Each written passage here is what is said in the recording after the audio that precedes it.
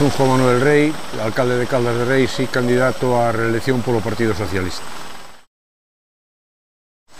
Bom, pois a verdade é que eu agradezco moito haber sido alcalde de Caldas en esta época, porque sin dúda tratase da mellor legislatura da historia da democracia. Acadáronse logros impensables hasta foi moi pouco tempo e, por exemplo, estamos aquí nesta Plaza das Palmeras que pode simbolizar perfectamente a reforma urbana.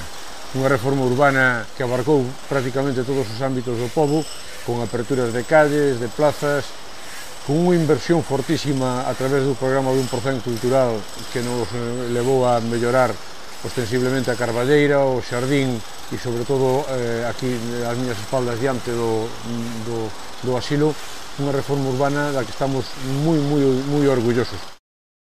Viron solución tamén en esta época, como é o tema da variante, unha infraestructura que nos está dando unha preponderancia nas comunicacións importante. Tamén a conexión co Porto é outro dos logros de valor.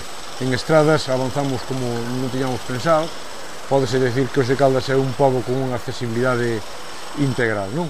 Logo temos tamén un avance importante en saneamentos.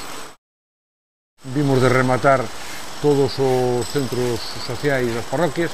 Neste momento, en todas as parroquias hai ao menos un centro social que habrá que encher de contido nas próximas legislaturas.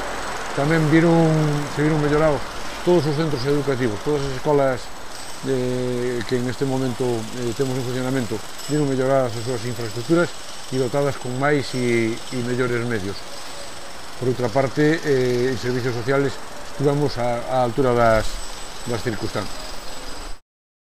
O futuro vai vir marcado polo plan xeral e a posibilidade de desenvolver chan industrial. Seguiremos co proxecto de envellecemento urbano, proxectos que esperamos ter tutelado pola Universidade. A continuación tamén queremos continuar co importantísimo esforzo que se veu facendo nos ríos. Os ríos prácticamente están integrados no pobo, pero siguen sendo un obxecto de atención por parte do goberno local. O saneamento é un proceso que está moi adiantado, pero que non está concluído. Por lo tanto, esta ten que ser unha legislatura na que concluamos os saneamentos.